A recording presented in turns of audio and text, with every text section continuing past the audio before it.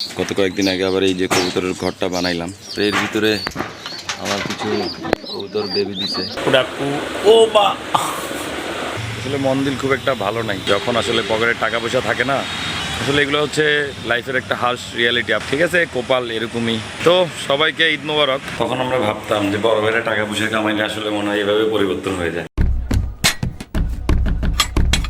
আসসালামু আলাইকুম, সবাই কেমন আছেন? তো আজকে হচ্ছে 30 রমজান, মানে আজকে 2024 সালের রমজান বলতে গেলে শেষ। তো আজকে ঘরে আবার কিছু কাজকর্ম চলতেছে, এখানে মুরগির ঘরটা একটু ঠিক করা হচ্ছে। দেন গত কয়েকদিন আগে আবার এই যে কবুতরের ঘরটা বানাইলাম। কবুতরের ঘরে প্রায় 18-20টার মতো খোপ দেওয়া হয়েছে। আবার গতকালকে 2টা নতুন কবুতর আনলাম। আমার কাছে 2টা পাড়া ছিল, যে পাড়াগুলোর সাথে আসলে জোড়া দেওয়ার জন্য এই কবুতরগুলো আনছে আর কি। এই যে দেখেন, একটা সাদাটা, আরেকটা আছে, আরেকটা হচ্ছে এই যে এটা, এই যে চিলা কবুতরটা, এটার সাথে জোড়া দেওয়ার জন্য আনছি আর কি। এই 2টা পাড়া আমার কাছে খালি ছিল, আর এর ভিতরে আমার কিছু কবুতর বেবি দিছে। এই যে দেখেন বেবিগুলো। আর তো গতকালকে আসলে 4 জোড়া কবুতরের বাচ্চা বিক্রি করছি ফার্স্ট টাইম, আপনার 1500 টাকা। আর এর ভিতরে আবার এখানে 1 জোড়া বেবি আছে, আবার এই ঘরেও 1 জোড়া বেবি নতুন ফুটানো হয়েছে। আজকেও মনে হয় 1 জোড়া বেবি ফুটছে। এই যে আমার এই ঘরটাতে এখানে ডিম খোসা দেখা যাচ্ছে, যে দেখেন ডিমের খোসা। এই হলো অবস্থা আজকে ঈদের আগের দিন। এখন প্রায় বিকাল 5টা মতো বাজতেছে, কিছুক্ষণ পরে আসলে ইফতারের টাইম। আর 2024 সালের মতো রমজান আসলে শেষ হচ্ছে। আর আজকে 2-3 দিন গরম পড়তেছে। আবার কয়েকদিন আগে বৃষ্টি হয়েছিল, 2-3 দিন আগে বৃষ্টিতে মোটামুটি ঠান্ডা হয়েছিল সব কিছু, কিন্তু এখন আবার একটু গরম বাড়ছে।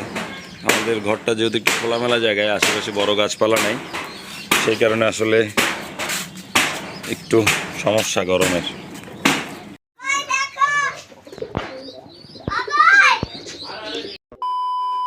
এই তো সময় ফিরে আসা। কে রে, কে রে, কে রে, কে রে, কে রে? আমার বাপাইটা কই রে, কই রে? আমার কইলে পাখিটা কই রে? আব্বা, পাপা, এ কইল, এ পাখি, এ টিয়া পাখি, টুনটুনি পাখি, ময়না পাখি, এ ময়না পাখি। পুরা পুরা পু, ও মা, নাকের ভিতর দিয়ে আঙুল ঢুকে যায়, নাকের ভিতর দিয়ে আঙুল। নখগুলো যে ধার ধার, বলার বাইরে। পুরো মুখে একটা দাগ করে দিয়েছে নখ দিয়ে। কি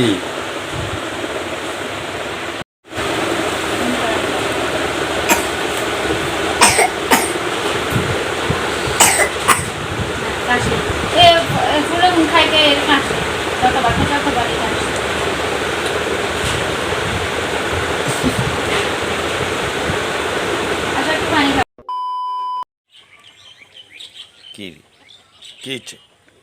কই যাবে? হ্যাঁ, কই যাওয়ার জন্য? তুমি ধরবা ওকে? ধরবা তুমি?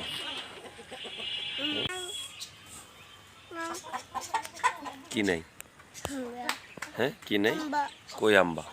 এটা বুঝি আম্বা? এটা তো কুকুর। এটা তো কুকুর। 2024 সালের ঈদ আগামীকাল। আজকে কিছুক্ষণ আগেই চাঁদ উঠছে, যদিও চাঁদ দেখতারই নাই।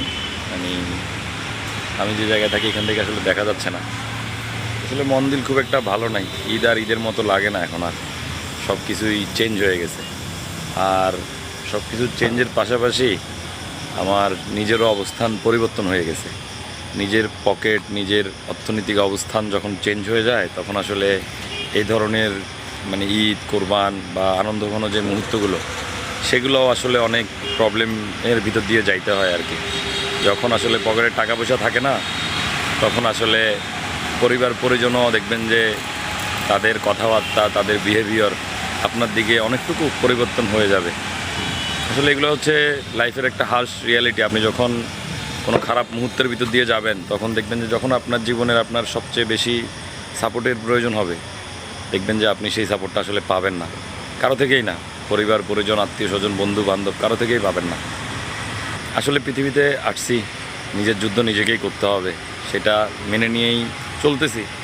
কিন্তু আসলে যখন একসাথে এক ছাদের নিচে সবাই থাকি, সবার বিহেভিয়ার সবার কথাবার্তাটা না একটু অন্যরকমভাবেই লাগে আর কি। যখন খারাপ মুহূর্ত যায়, যখন সামনে থেকে ফিডব্যাকগুলো ওভাবে আসে, তখন আসলে এগুলো মেনে নেওয়া অনেক কষ্টকর। ঠিক আছে, কপাল এরকমই, মনে রাখলাম। ইনশাল্লাহ চেষ্টা করব পরিবর্তন করার। তবে একটা জিনিস, যে বন্ডিং, আপনার রিলেশন, হ্যাঁ, এই জিনিসগুলো না আসলে ভিত্তিহীন হয়ে যায় বাস্তবতার কাছে। যখন আপনি দিতে পারবেন না, যখন আপনি চাইতে হবে তাদের কাছে, তখন দেখবেন যে আপনার মানে যে অবস্থানটা সেটা নড়বড়ে হয়ে যায়। আপনি যতই স্যাক্রিফাইস করেন, একদিন যখন আপনি তাদের জন্য আর করতে পারবেন না, আপনার একটা লিমিট হয়ে যাবে, তখন দেখবেন যে সবার আসলে মতামত আপনার দিকে চেঞ্জ হয়ে যাবে। তো সবাইকে ঈদ মোবারক, সবার ঈদ ভালো কাটুক।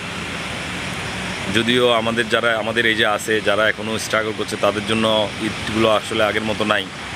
হ্যাঁ, ঈদ এখন শুধুই একটা বোঝার মতো মনে হয়। রোজা, ঈদ, পুরো রোজার মাসটাই বোঝার মতো গেছে। এখন ঈদটা আসছে বোঝার মতো, সামনে আবার কোরবান আসে আরেকটা বোঝার মতো। হোপ সামনের বছরের ঈদ যেন এখানে না করি। লাইফটা এক ধরনের রোলার কোস্টারের মতো মনে হচ্ছে। মুহূর্তেই একটা আনন্দঘন জায়গায় নিয়ে যাচ্ছে, মুহূর্তেই আবার একদম তলানিতে নিয়ে আসতেছে। কোনো কিছুই আসলে স্থায়ীভাবে হচ্ছে না লাইফে। যথেষ্ট প্যারার ভিতর দিয়ে যাচ্ছে আর কি সময়গুলো। জানি না সামনে কী রাখছে আল্লাহ, তবে চেষ্টা করে যাচ্ছি সময়টাকে, সিচুয়েশনটাকে পরিবর্তন করার, কিন্তু হচ্ছে না। আর এগুলোর প্রভাব আস্তে আস্তে পরিবারের ড্যাক দেখছি, মানে পাতিলের ভিতরে খাবার দাবারের উপরেও আসলে আস্তে আস্তে পড়া শুরু করছে। নিজেদের বেসিক চাহিদাগুলোই মেটানো এখন যথেষ্ট কষ্টকর হয়ে গেছে। নিজের কাছে যখন থাকে না, তখন আপনি কারো কাছ থেকে চেয়েও দেখবেন যে পাবেন না। কেমন ছোটোবেলায় চিন্তা করতাম যে বড় ভাইরা ছিল আশেপাশে, সেই সব বড় ভাইরা মানে যখন আমাদের মতো এই যে ছিল, তখন কেমন জানি নিশ্চুপ হয়ে গেছিল, কেমন জানি সবাই একটা নিজের ভিতরেই, গণ্ডির ভিতরেই চলাফেরা করতো। ছোটোখাটো একটা কি বলে, গণ্ডির ভিতরে, খুব একটা বাইরে বের হইতো না। তো এখন আসলে রিয়েলাইজ করি কেন তারা ওইরকমটা হয়ে যাইতো। তখন আমরা ভাবতাম যে বড় ভাইরা টাকা পয়সা কামাইলে আসলে মনে হয় এভাবে পরিবর্তন হয়ে যায়। তার এখন আসলে রিয়েলাইজ করি আসলে কেন তারা পরিবর্তন হয়ে গেছিল, আর কেন এখন আমরা পরিবর্তন হয়ে যাচ্ছি। বিশ্বাস করবেন যে এত সীমিত জায়গার ভিতরে এখন আমার বিচরণ, সেটা বলে বোঝাতে পারবো না। আর সেটা শুধু যে সময়ের কারণে হচ্ছে না এমনটা না, পারিপার্শ্বিক অনেক কিছুই সেটার জন্য দায়ী আছে।